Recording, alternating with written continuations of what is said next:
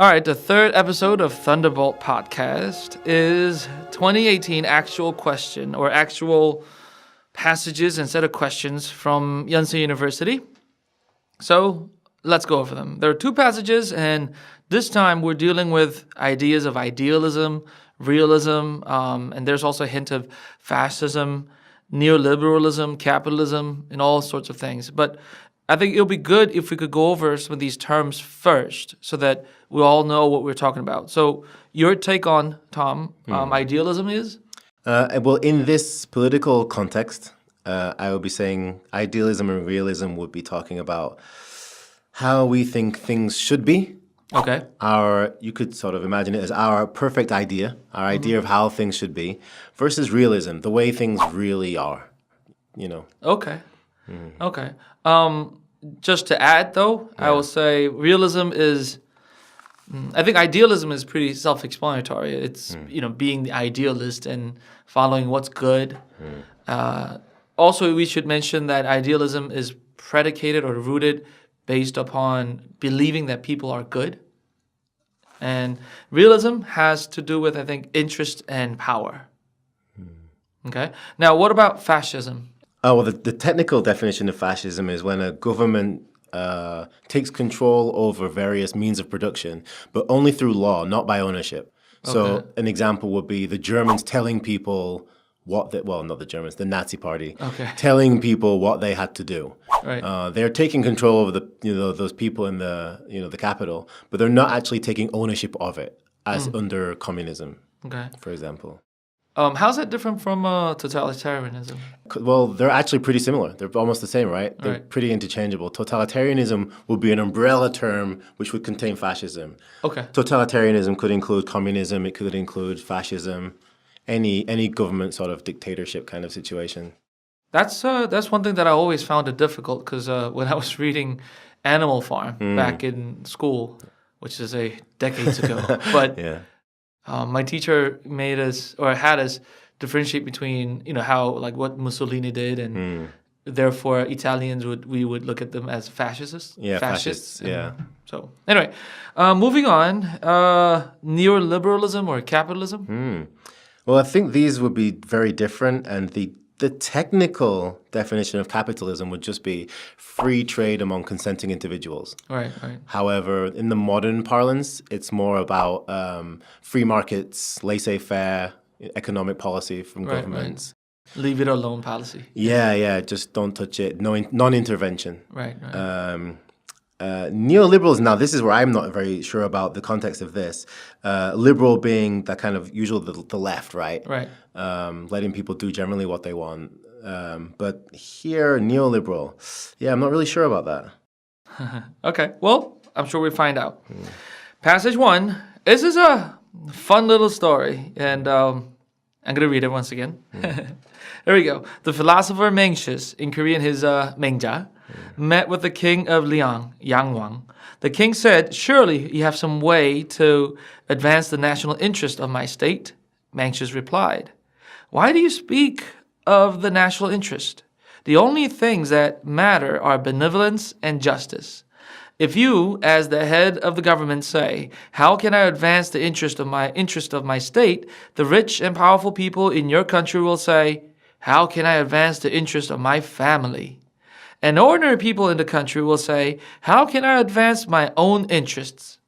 When people at all levels of society compete with one another in pursuit of their own interests, the state will be in danger. When people put their own interests ahead of justice, they will never be satisfied until they have seized everything.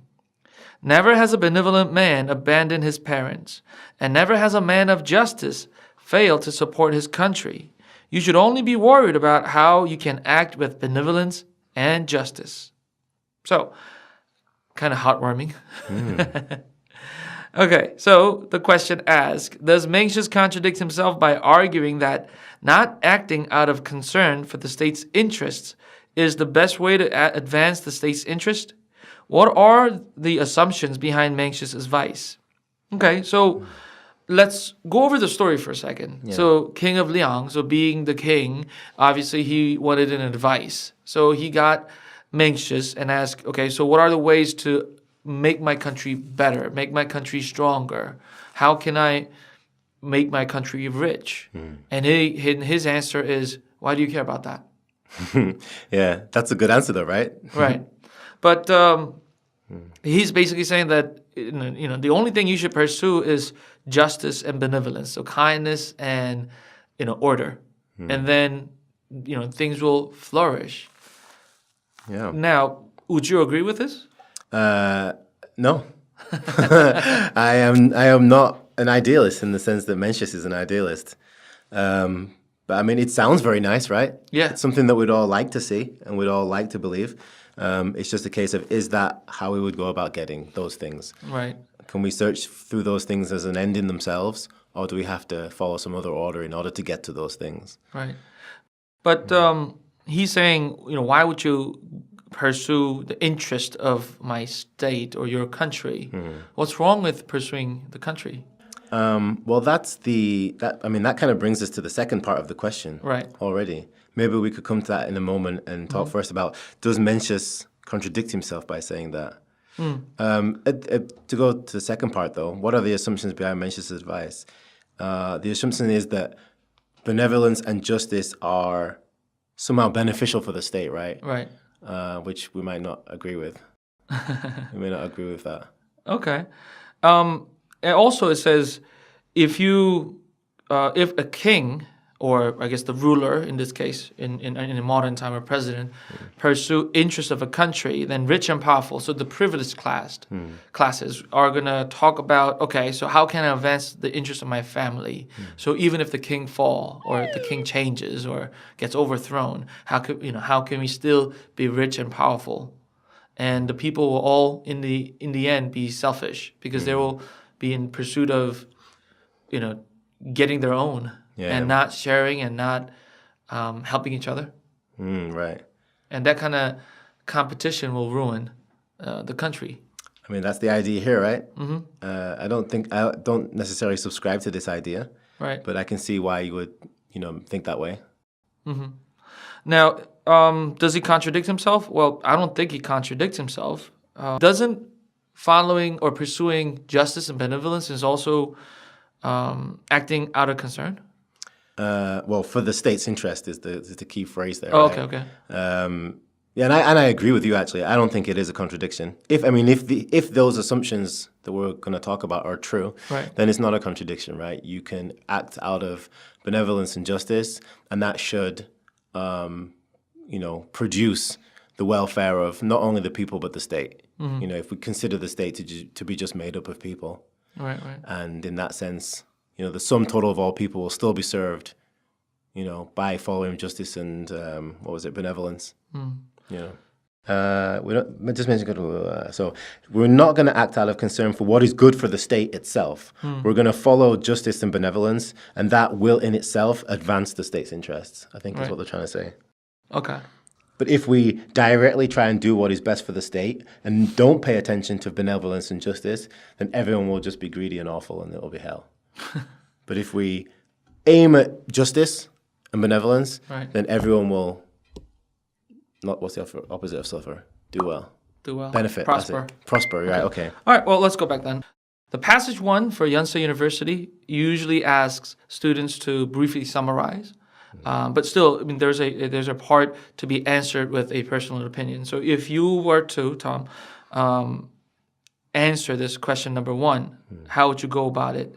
Well, I would definitely start by summarizing what I saw as the contents of this passage. Right. Very briefly going over what it's actually saying, because this is quite tricky to get your head around, right? Right. And then I would answer it very clearly by saying, no, Mencius doesn't contradict himself. How so?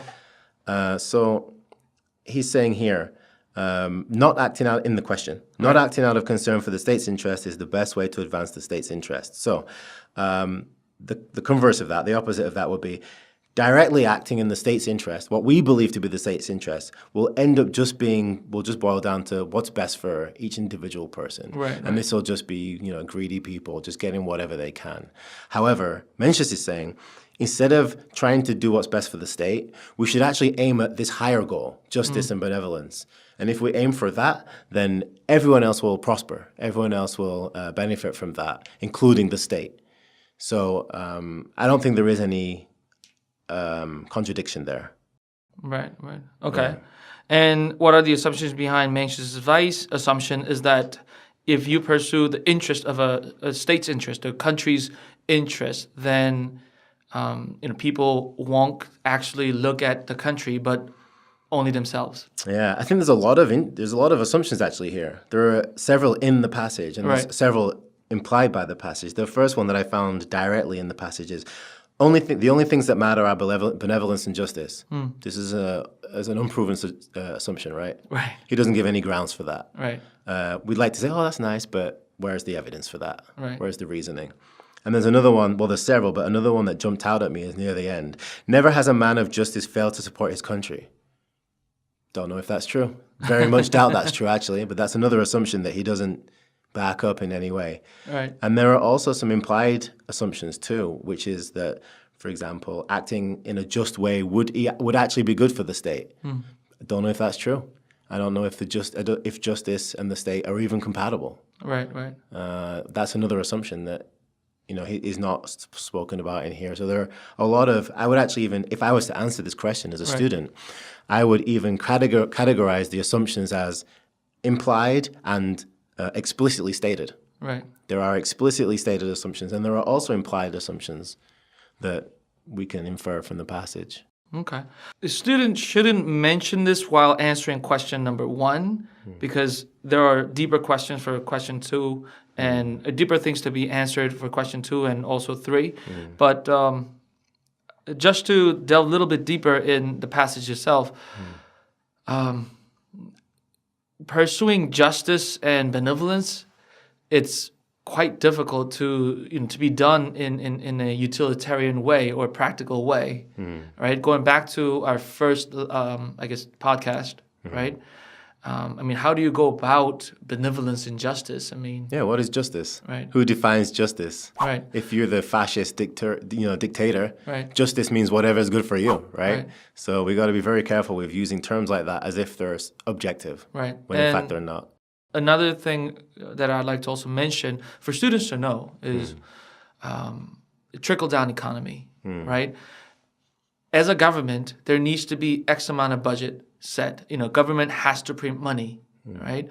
And with that money, the government has to find places to be spent. And if they, once they do that, then they're going to have to give it to either everyone or lower taxes, or even if they lower taxes, they still have to print money. And then once they do, they have to give it to somebody, and their belief that, okay, if we give this money to the 50 the highest company, the most earning companies, then they will pursue their interest and they will prosper, or they will bring our economy to thrive.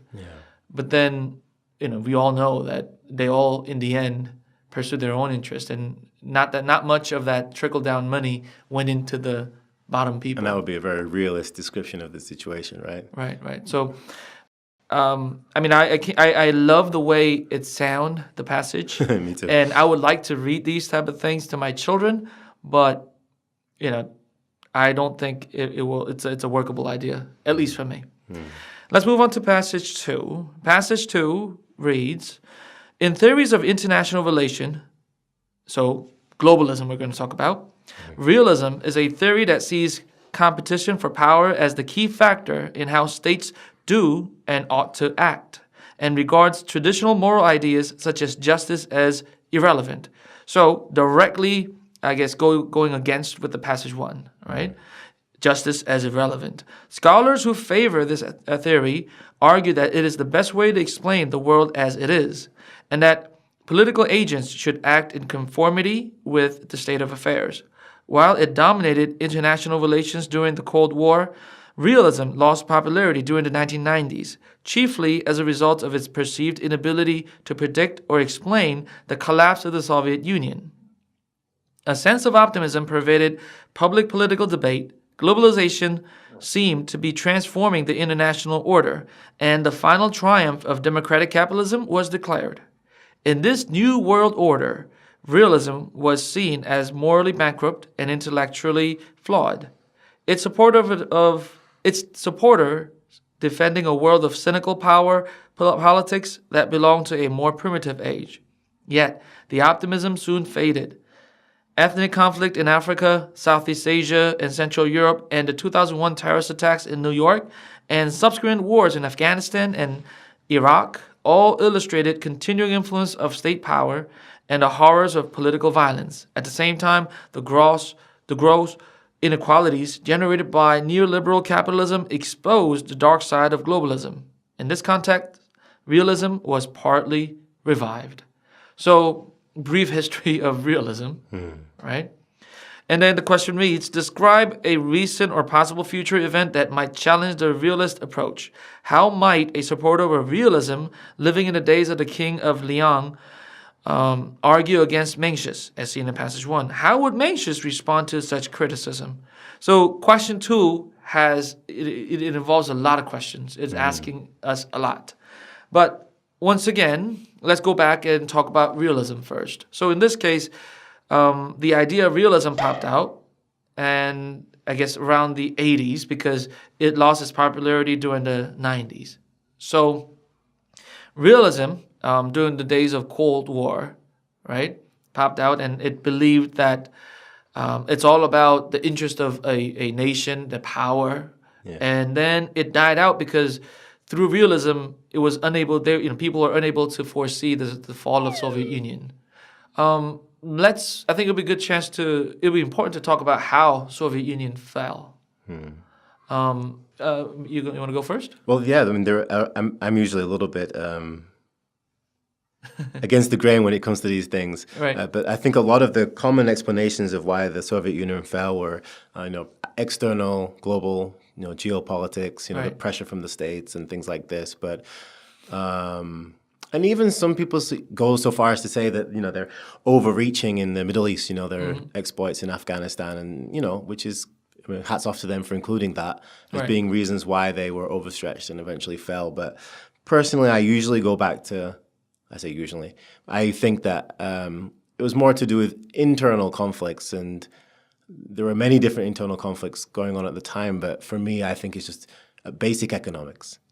A communist/socialist system couldn't work. Right. Would be my simple explanation of this, but obviously not the most popular. What do you think on that? I think Soviet Union fell because of internal political problems.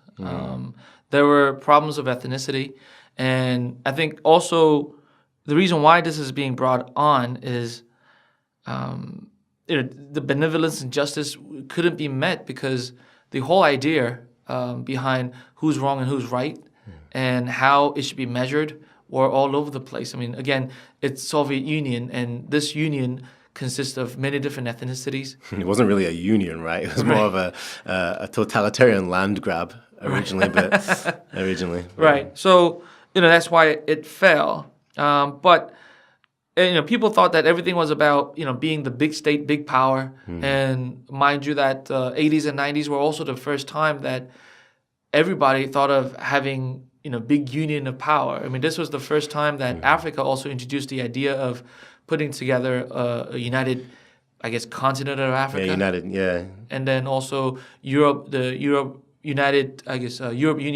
Union was forming. So, this was all about the big power, right? And the power that, these union could move around. But then the New World Order, right? Right, but then it fell. Yeah. So they said that, okay, maybe it's not all about power. But then again, these terrorist attacks and all these conflicts once again made, because it was the powerful, once again, who corrected all this order and small battles and things like that. I think realism had to be lifted, I guess, and revived. Or at least the relevance of state power, became, especially with, these political attacks, the violence. Right. I think the current state, this was the question for 2018, so which means students who are applying for 2017 would have taken it, which is last year. It's 2018, guys. And one of the things that are happening right now, for instance, I think the world in a way is going back to realism, especially with the election or with Donald Trump. It's a hot topic now in November 2018 that America had actually requested Korean banks to stop doing the banking transactions with Iraq. Or I think it's Iran, actually. Iran, yeah. Some of the Middle Eastern countries. And those Middle Eastern students who are in Korea cannot do any kind of banking services. And all these things. And that's basically saying, Donald Trump saying, okay, you can't use dollars anymore because we control it. We, America, control it. And if you don't do as I say, you lose all this power to trade. And once again, the world is sort of, and I think that's part of the reason why people are talking so lowly about Trump's actions, although there are some supporters of it. Right. But this realism, because America is playing it in that way, obviously there are countries who's going to follow that lead. And there'll also be repercussions, right? Right. Anyway, so let's go back to the question. So recent or possible future event that might challenge realist approach. So is there any... Okay, let me actually rephrase it. And this is a key strategy idea. I think here, because the question asks, describe a recent one, so it's something that already happened. So if a student is a good student or avid student of the current affairs, a student can talk about what actually happened recently. Yeah. Because once again, the thing in the passage about Soviet Union requires students to know. If a student had never learned it, here's that, oh, shoot moment. What do I got to do? And if a student knows about this recent event, that he could talk about it. Now, if you don't know it, I think the professors are throwing an opportunity here. Lifeline, yeah. Right. Create a possible future event. So if a student does not know of any recent event, then we could put it together. So we could go about both ways here. Describe a recent or possible future event that might challenge the realist approach. So if you were to answer this, how would you go about it? I mean, you could invent one, or you could talk about something. Right. And also, it's worth noting that given that this was to challenge the realist approach, if you are indeed a realist, this is going to, present a challenge to you. And I think this is one of the reasons why they give these questions, to make you think from, the other side, another perspective. And that's the situation I'm in, because I believe more or less the realist approach. Okay. So a counterpoint to that, a counterexample to that, I mean, I guess people might say a government, this is a possible future event, but also happened quite recently, was it Thailand maybe? Governments lending international aid to countries that have had disasters happen to them. Right. That's not, on the surface of things, to do with power, right? You're just doing what you think is right. This is, following justice and benevolence, giving international aid to, say, I think it was Thailand somewhere, where there was a huge tsunami, thousands of people, hundreds of thousands of people's lives affected. And there's no immediate monetary or power benefit to the countries that are giving aid, right? Right. So on the surface of things, that may seem like, oh, well, we're, looking for justice and benevolence. And that might be considered a counter example to that. Okay.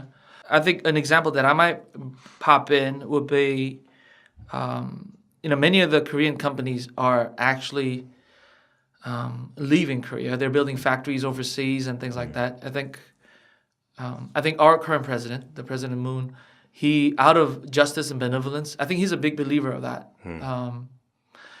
Out of the belief of justice and benevolence, I think he's doing a lot of things for the everyday people. He's raising the minimum wage and doing all that. But that angers the privileged, the rich and powerful here.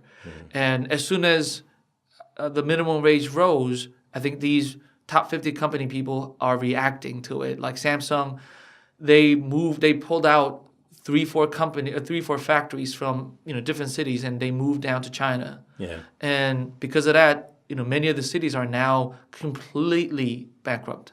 Right? People are leaving, people lost jobs, and people who were dependent upon restaurants and houses, there were rental houses that were dependent upon these factories, they left. So I think corporations, being sort of the capitalists, they have to be realist. And if the soil of Korean I guess, business soil isn't good enough for them, they could leave. Yeah. And unless they have the idea of justice, and benevolence, that, Samsung is responsible for 20% of Korean people's money, or I guess, domestic or in GMP and GDP and all these things, then... Is it 20%? Yeah. Wow. Yeah. So they should believe, or they should be responsible to stay and carry out some of their businesses here. But if they are all caught up in pursuing their own interests and their own power, then they might just leave, right? Because they're going to say, look, there are cities and countries that's going to offer us even better tax breaks. Yeah. And you're raising the minimum wage, right? And nowadays they're building things through robots anyway. Yeah. So I think that's one of the recent events that I might say. They challenge realist approach that if it has to do with power and pursuit of their own self-interest, there's no, I guess, loyalty. Yeah. And people might leave. And I think that would actually be not that exact example, but Right. Some kind of version of that example would be a great answer to the second part of how might a supporter of realism living in the days of King Liang argue against Mencius?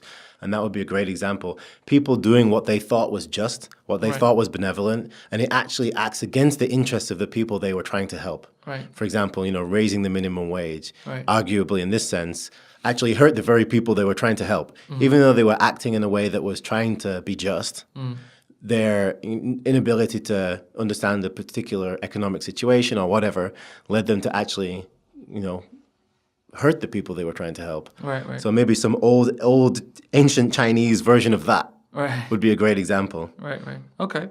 And against Mencius, how would Mencius respond to such criticism? So let's say, if we do this, then all the merchants Right. and the billionaires, I guess, of those Chinese society are going to leave, and generals going to leave because they're going to offer better opportunities. Yeah. How would Mencius would respond? Well, I think Mencius would be saying, because we've already seen that he says that nothing matters more than benevolence and justice. Right. So it's either one, an acceptable consequence, Right. or two, you didn't understand benevolence and justice. And what you did, even though you thought it was benevolent and just, it wasn't. Right. It would have to fall under one of those two categories. Right.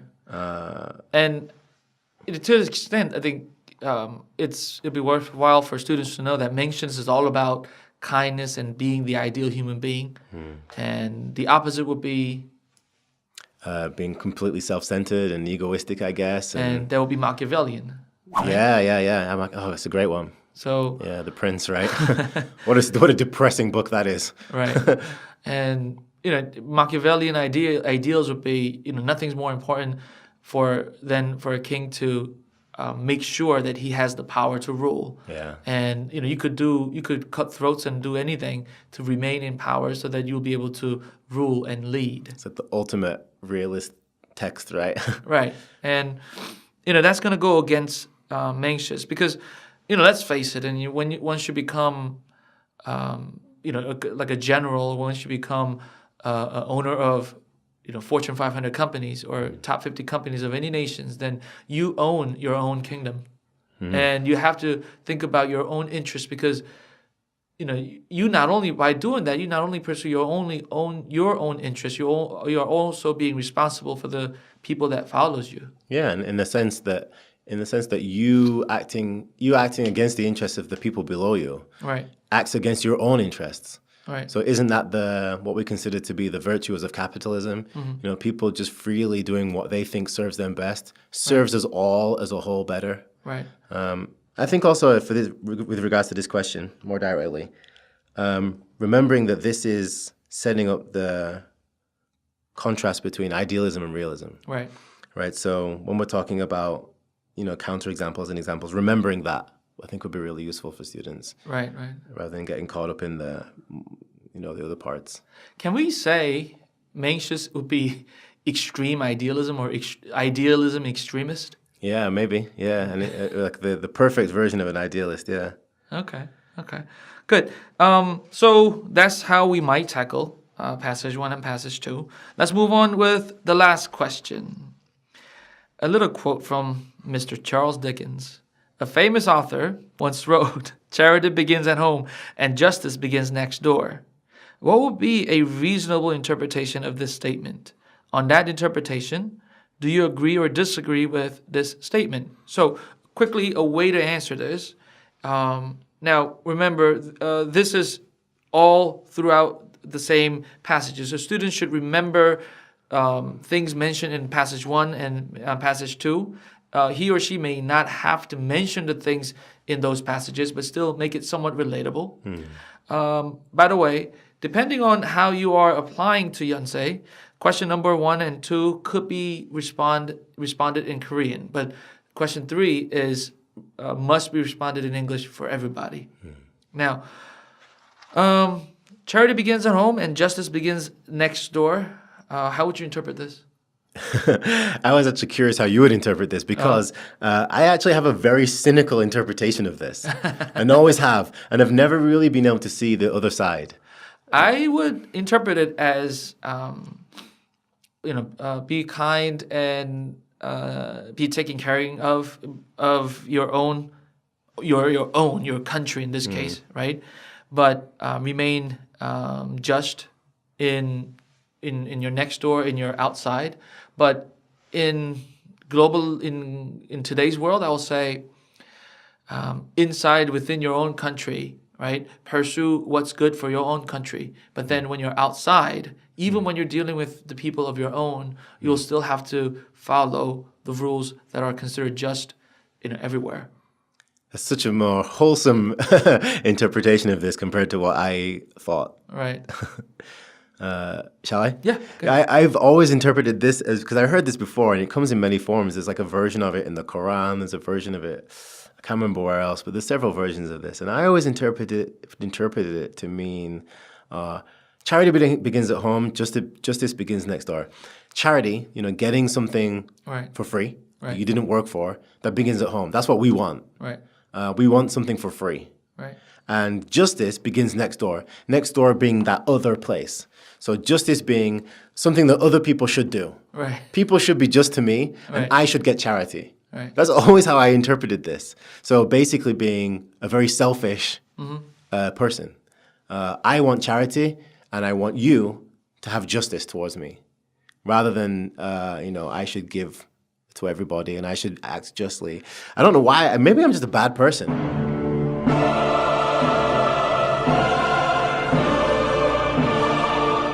I don't know why. I think one thing to be made sure about this is in an international realm, it's important and I think it's worthwhile to be somewhat egotistical. For sure, yeah. And also, it's almost impossible not to be, right? Right. And if you look back to passage 2, realism is kind of like, okay, this is how it is. Right, accept it. They're not going to say, okay, here's justice. Because in order to pursue and promote justice, there's got to be ideals and there's got to be morals. There's got to be ethics, right? And there's got to be code and rules. But realism doesn't really follow all that. It's kind of like, okay, I rule, I got the power, and this is how it is. Just shut up and follow me. Might makes right, right? Right. That's the phrase. Might makes right, yes. Yeah. Yes. Maybe mine is the more realist approach to this, and yours is the more idealist, Mine is basically people are selfish, and yours is maybe we should try not to be. And, it'll be worthwhile to swap charity and justice into different words of students' own, right? So in this case, you could say benevolence begins at home, right? But justice begins next door, and that's also another way, I guess. Yeah. Right. What would be reasonable interpretation of this statement? Like if we just did on the interpretation, do you agree or disagree with the statement? Do you agree? Well, it might be easier if you take mine and I take yours, right? So obviously I agree with my interpretation, but with yours, I would say I wouldn't agree with that interpretation because of the the realist doctrine of. Might kind of makes right. Right. And it's all well and good as aiming toward justice. Right. I think this actually goes back to question 2 as well. How might you, what did it say? How would Mencius respond to such a criticism? Right. Maybe he would say that The realist approach describes how things are, like you just said. Right. But it does not describe how we would like to see the world to be. And if we want to make a better world, maybe that's what we should be doing. Right. Whereas the other side of that, my side of that would be, you're just describing how you want the world to be. Right. And you're not dabbling in any reality. You're not describing how the world is. So what you're saying is basically just fiction and not of any causative relevance. Right. You know, so that would be how I would disagree with that statement of, justice and charity Good. externally. I'm always impressed with Yonsei University's questions because it's such a good mixture of various ideas that students should study.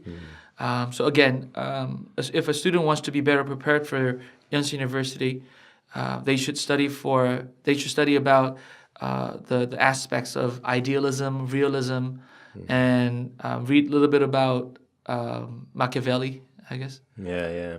What else? Well, more generally, just maybe go through some of the major philosophical traditions, Right. which are, do include idealism, realism, behaviorism, all these different big traditions, and also do that in various realms of study, politics, philosophy, Right. Things like that, and economics too. Right, You should know what like before we said we weren't sure about neoliberalism because it says neoliberal capitalism, but we could say that traditionally that those are the same thing, but people use the words differently now. Right. Which and knowing that would be, I think, really useful. Knowing the big Of things, course. capitalism, socialism, fascism. Those are big sort of socioeconomic things that you can just look into and know pretty quickly. It's not going to take a long time for you to become, to know the first paragraph of every Wikipedia page for, the big five of each discipline: politics, economics, philosophy. That would be a good preparation, I think. Good. In one sentence, I would describe this question 1, 2, 3 into, especially question 1 and 2, would be finding or how can a student demonstrate his ability or his or her ability to find the right balance between being an idealist and being a realist. Right? Passage 1, idealism, B, realism, or 2, B, realism. And then 3 is how can you practically put that into your own senses. Now, once again, just like 2017, Yonsei questions, you cannot contradict your own answers from passage 1 and 2. So That's such a shame. But I mean, even I was a bit tripped off. I mean, I would look at passage 1 and say, yeah, this is unrealistic. But then after reading passage 2 and when I was asked to give an example of what might happen, right? It occurred to me that if we were all about pursuing the interest, right, not the people, not the benevolence, then we lose so much from it. Because, I mean, imagine, it's going to sound terrible, but imagine Samsung leaving Korea. Right. Right? So, those things. So, yeah, another beautiful sets of passages and question. And hope this video was helpful to our students. And good luck, guys. Yeah, good luck. All right. Thank you.